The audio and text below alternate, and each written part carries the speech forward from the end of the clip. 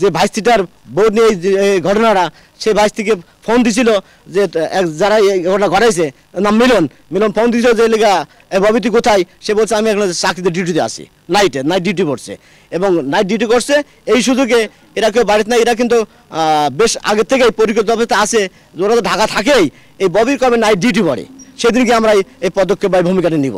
হ্যাঁ, ঠিক সেই দিনে গত পরশু দিনকে ঠিক এইভাবেই মিলনকে ফোন দিয়েছে ববিকে, ববি বলছে নাইট ডিউটিতে আছি। আর সেই সুযোগেই ওর এই চালাবালা নিয়ে দুইটা নিয়ে, একটার নাম মিলন লেগা ফোন দিয়ে জানছিল, আর ওর সাথে ছিল এক নম্বর মনিয়ার, আর একটার নাম লেগা ইয়ে নাম কি যেন পান্নান। ওর বাপের নামে লেগা রহমান, আর লেগা এর বাপের নামে লেগা মনিয়ার বাপের নামে লেগা মৃত্যু আবুল মন্ডল। হ্যাঁ, কাজগুলো কি করে আসলে রাজনৈতিক প্রভাব খাটায়? রাজনৈতিক প্রভাব আমি বলবো না, এরা অবশ্য বিএনপি ঘেঁষা, আমি রাজনৈতিক প্রভাব, এখানে রাজনীতির কথা বলে না আমাদের। তাদের এই ইয়েটা মানে কোন শক্তিতে কাজটা করছে সেটা আমি জানি না।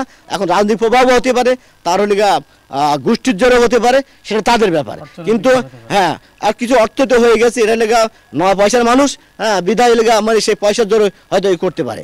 এখন আরেকটা সুযোগ নিয়েছে, যদি বাড়িতে কেউ ছিল নেবে দেয়, এই সুযোগটা নিয়েছে। যদি বাড়িতে সবাই ফ্যামিলি ধরে থাকতো, হয়তো এই সুযোগটা নিতে পারতো না।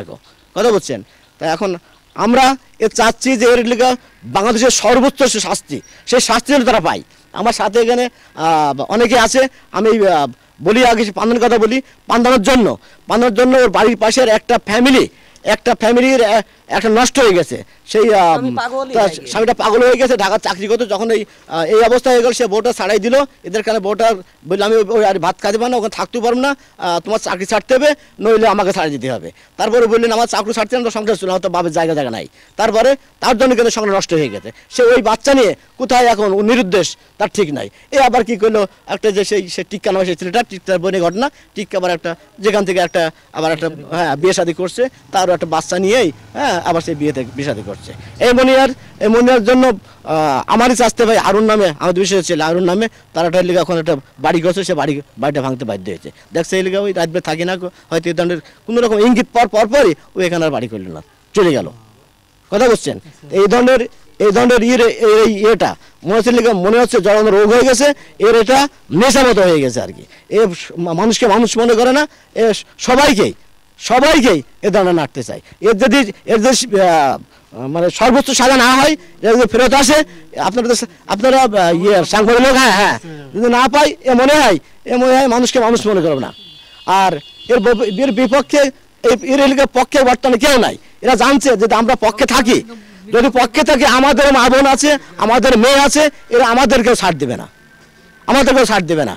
অতএব তাই গ্রামের সবাই কিন্তু সবাই বিপক্ষে। আপনারা আসছেন, আপনারা শুনতে পাচ্ছেন, আপনারা ওই পাড়ায় গিয়েছেন, বাড়িতে গিয়েছেন, মেয়েদেরও আপনারা সাক্ষী নিয়েছেন। হ্যাঁ, তারা কিন্তু সব মনে হয় ওর বিপক্ষে কথা বলছে। সে বলছে না সে ব্যক্তি খারাপ, ভালো মনে হয় কেউ বলে নাই। আমার চাচ্ছি না কেউ ওর ভালো বলবেও না।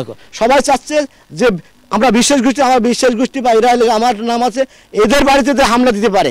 আমরা গরিব মানুষ অনেকে আছে, হ্যাঁ, তা আমাদের বাড়িতে আমাদের ওর কিছুই মনে করবে না,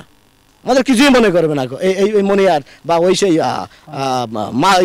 মিলন আর লিগায় পান্নান, এই তিনজন মনে হচ্ছে যদি সত্যি বাস্তবে যদি দেশে ফিরে আসে, হ্যাঁ, সাধারণ লোক বুঝতে পারছে যে আমাদের মা বোন নিয়ে আমরা মনে ঘর থাকতে পারবো না। তাই আমাদের পিছনে সবসময় সময় দিচ্ছে।